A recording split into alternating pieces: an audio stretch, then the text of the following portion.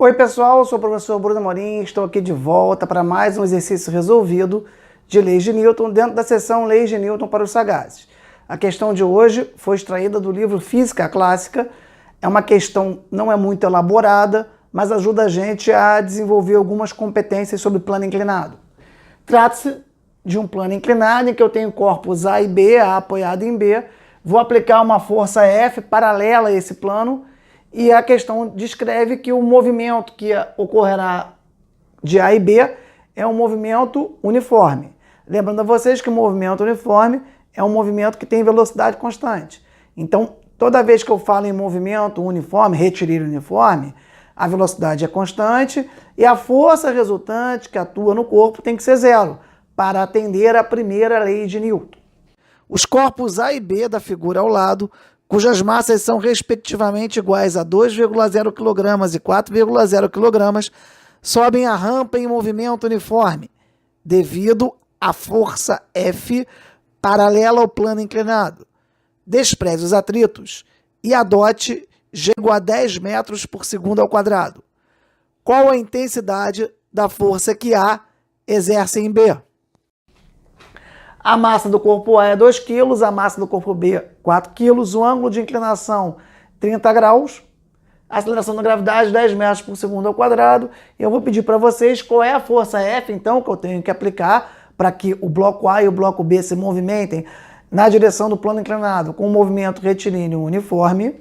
Lembrando que não há atrito entre a A e B e a superfície do plano. E qual é a força que A faz em B, considerando esse movimento. Bom, vamos então avançar para isolar os nossos corpos. Que significa isso? Colocar as forças que significativamente atuam tanto no corpo A quanto no corpo B. Eu procurei botar em roxo as forças normais e os pesos. Então, tanto o bloco A quanto o bloco B vão sofrer forças normais que o plano inclinado exerce sobre eles, perpendicular ao plano. Então, está aqui, ó, força normal em A, força normal em B. E também, devido à ação da Terra, os dois corpos vão sofrer a ação da força-peso, PA e PB, que são forças dirigidas verticalmente para baixo. Além disso, A sente a força de F, que está aplicado diretamente em A, e A e B trocam forças. Devido a F empurrar A empurra B. Então, A empurra B e B empurra A. Então, em B, eu vou ter a força que A faz em B, que está em vermelho, pela ação e reação. Eu vou ter aqui a força que B faz em A, descendo o plano inclinado. Então, vamos avançar. O que eu vou exigir de vocês de conhecimento específico, galera? Que PAx e PBx, de conhecimento prévio e específico, que a componente do peso na direção do deslocamento no plano inclinado é Px igual a mg seno. No final da aula eu vou demonstrar para vocês rapidamente por que isso acontece, mas vou partir do pressuposto do conhecimento prévio que PAx é MAg seno θ e PBx é MB G seno θ. Bom, como é que eu posso analisar as forças que atuam em A?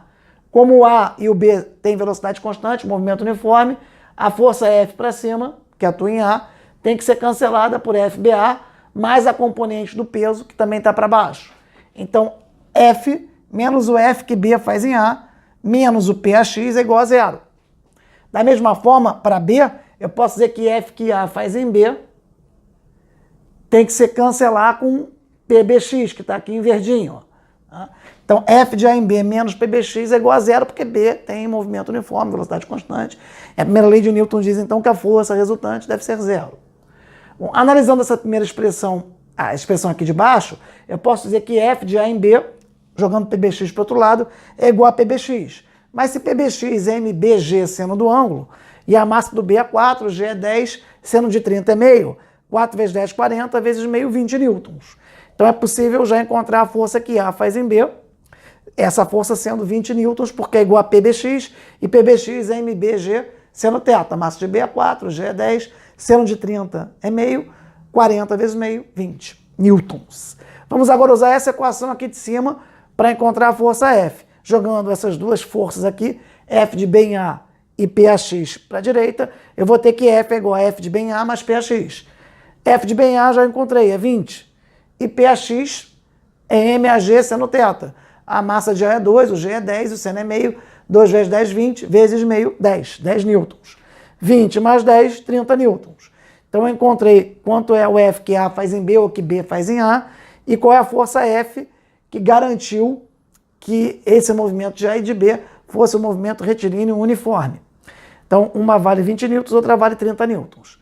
Extra aqui para vocês, para aqueles que não têm convicção que a componente do peso na direção de deslocamento é PB, seno do ângulo, peso, né, seno do ângulo, tá aqui para vocês. Eu botei aqui um plano inclinado de ângulo θ, aqui é 90, então como a soma dos ângulos internos de um triângulo é 180, se aqui é θ, aqui é 90, para esse outro ângulo aqui em verde, resta ser 90 menos θ. Por quê?